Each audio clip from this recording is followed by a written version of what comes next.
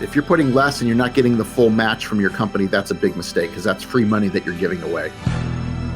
Hello, this is Mark Silverman, managing member and founder of Silverman & Associates, and I'm also a certified financial planner professional. I want to welcome you to the Saving with Silverman podcast. I'm glad you're here. Each week, we'll discuss different financial planning topics because making smarter choices about your money impacts the quality of your life. Mark, let's talk about 401ks and address some frequent questions that you get from listeners about their 401ks all the time. First of all, free advice or advice for a very low fee. Some companies offer this to their employees. Is it a good idea to take advantage of that or not? You know, it can't hurt to have a conversation. So whether your company has a 401k and you have an investment person that represents that plan, they come in and meet with you, and they might spend a few minutes with you learning about your situation and come up with how you should be invested. I don't think that's a bad idea. Some companies offer kind of an automated allocation tool for a fee. I know, like probably one of the bigger ones, I know Raytheon offers, financial engines will come in and for 0.5%, they'll make an allocation with the choices that you do have, the core choices, they'll put together an allocation. It's kind of a one size fits all. It's better than nothing. It's a little expensive, I think, for what they're actually providing. We have actually a way of going in onto those plans and actually doing even a better job for moving into a different options and opening up the list of options that you have and making it even more customized and actively managed more so than what they're doing. So to answer your question, I think it's better than nothing, but it just depends on what you're paying and what you're getting. Okay, let me ask you about 401k loans. Good idea or a bad idea? I typically would say they're a bad idea. Most of the time, depending on how much you have in there, the most you could take out is $50,000. The problem that I have with them is you're basically paying the interest back. So you're not really growing that money like you would if it was still invested. The problem is if you get laid off, especially in this type of environment that we're in, if you get laid off or you quit or whatever it might be, the money that you owe is all taxable. So if you took out 50 and you still owe 40 and you quit, you're going to get 1099 for that 40,000 that you're going to have to pay taxes on. So you need to make sure that you're pretty stable with your job and have a plan. Most of them you pay off in 5 years, et cetera. It's so wishy-washy these days now with what's going on. So many people are going to end up being unemployed or less employed than they were. So it is kind of risky. And I understand people go to that because that's the only savings that they have. And it's a last resort. But I tend to tell people that, be careful when you take out those type of loans. Let's talk about 401k rollovers. When does a rollover make sense and when does it not? It almost always makes sense to do a rollover. The nice thing about doing a rollover is you can roll it into a traditional IRA. So you could do that anytime you leave the company that you're currently at. You can keep the money there. You can roll it into a new plan or you can roll it into an IRA. Generally, my advice is to roll it in an IRA because then you can control what it's in. You can control the fees and you can control the investments. So you're not limited on the investments that they offered. You can do anything you want with it, really, per se. So that's a great benefit, and you're more in control of it. So it's your account. You're not tied to your old employer, et cetera. You can also do what's known as an in-service distribution most of the time, where if somebody's working at age 59 and a half, they can roll over their vested portion into an IRA. And we do a lot of that with clients as well. So we can manage it actively and really control the fees and control the risk a lot better than we can inside the 401k. You're listening to Saving with Silverman with Mark Silverman of Silverman & Associates, and we're talking about some frequent questions that Mark gets about 401ks. How about target date funds? First of all, what are target date funds, and are they good options for most people? Well, so target date funds are, if you have a 401k, you'll see them. They have like a target date 2020, a target date 2025, a target date 2030. And so they always have 5-year increments.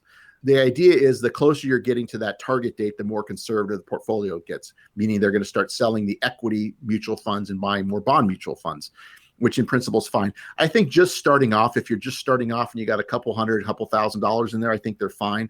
I think once you get a higher number of value into those accounts, I think you're better off allocating and making your own mixture of funds. And that's something we can help our clients with, is figuring out the best combination that they have in there rather than just using a target date fund. Okay, let's talk about contribution amounts. Should you just contribute enough to max out the company match, or should you put in more? So my opinion is you should at least put in what the match is. If you're putting less and you're not getting the full match from your company, that's a big mistake because that's free money that you're giving away. So you want to at least put in the amount in there. What I recommend is put that in there. If you're new to a plan or you're just starting out or you're struggling, which a lot of people are, I understand this year, put in the minimum amount to get the match. However, and then what you want to do is maybe the next quarter bump it up 2% and see how things are going, then bump it up again till you finally are maxing out your plan. You're never going to have too much money in there. So I've never had somebody come to me and we have too much money. I wish I wouldn't have saved as much. However, we've had a lot of people that wish they would have saved more. So what you can't make up for is time. So the more you could put away the earlier, the better off you're going to be and the less you have to save down the road. So getting started and getting up on a plan and getting used to saving and having that money come out, you probably won't even miss it as you get used to it, and get that plan maximized as quickly as possible is what I recommend. But starting slow and then building up and adding to that over time. And that's something we can help you figure out a schedule with as well. We're going through some 401k questions and answers here. And Mark, I'm interested to get your answer on this one. Roth versus traditional. A lot of people talk about that. If you have a Roth option in your 401k, should you take advantage of it or not? I tend to believe it. You don't get the deduction like you will with the traditional. However, that money is going to be tax deferred like it would with the traditional. However, that money, when you take it out, as long as you keep it for a certain number of years, that money, and you have a certain age, you're going to be able to take that money out tax free down the road. And we've talked about this before, but no matter where you think things are right now, I think most people are in agreement that taxes are going to be higher. So yeah, you could save some money on taxes by doing the traditional now, but you're going to pay higher taxes down the road when you take that money out in the traditional versus a Roth. There's no taxes due. The money's coming in, after tax and going out tax free. So I am a bigger fan of doing the Roth personally. It depends on your situation, what maybe you do a mixture of that. That's something we can help you figure out. But if push comes to shove, I think you're going to be better off in the long run putting it more into the Roth than you are the traditional. A lot of folks out there in Tucson and, in fact, all over southern Arizona who may have questions to ask you, and maybe some different questions than the ones we've been through here today about 401ks. What do you have to offer them when they reach out with a phone call or a text? Sure. And 401ks are one of the biggest people, whether it's a 403B, a TSP, if you have a large IRA, whatever it might be, that's most people's biggest investment account is in retirement accounts. So, talking about that obviously is a big thing. So just having a conversation is all we're really looking for. If you're uneasy with what's going on, which a lot of people are, you're scared, not sure what's going to happen. We never know what's going to happen. But now certainly there's a lot more uncertainty, especially with the election and, what's the ramifications of all the shutdowns and stimulus spending and all this other stuff that's going to happen. So you want to make sure that you're doing all that you can and making the best decision you can based on what we know now, and working with someone that can adjust your portfolio based on, new information coming out as time goes on. So being very active, I think, is very important right now, making sure you're rebalancing your portfolios on a regular basis. But, just having that conversation, whether you send us a text or give me a call, we'll get you on the calendar. You'll have a conversation with me, and then we can, answer any questions that you have, and then determine if it makes sense to take it further, and if there's a reason for us to work together as well. You've been listening to the Saving with Silverman podcast. If you have any questions at all about your financial situation, please give Mark Silverman a call. Again, his number is 520-333-7601, or go online to savingwithsilverman.com. For Mark Silverman, I'm Ron Stutz. We'll see you next time on the Saving with Silverman podcast.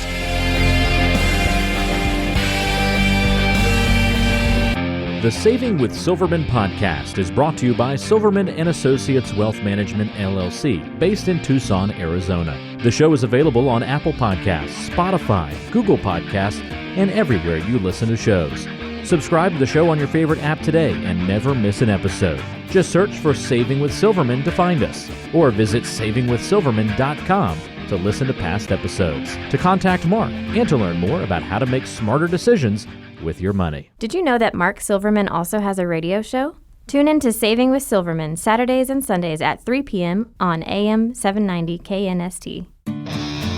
All matters discussed on this show are for informational purposes only. Opinions expressed are solely those of Silverman & Associates Wealth Management LLC and staff. All topics covered are believed to be from reliable sources. However, Silverman & Associates Wealth Management LLC makes no representation as to its accuracy or completeness. This show shall in no way be construed as a solicitation to sell securities or investment advisory services to residents of any state other than Arizona or where otherwise permitted. Topics should be discussed with your individual advisor prior to implementation. Fee-based financial planning and investment advisory services offered through Silverman & Associates Wealth Management LLC, a registered investment advisor in the state of Arizona. Insurance products and services are offered through Silverman & Associates, an affiliated company.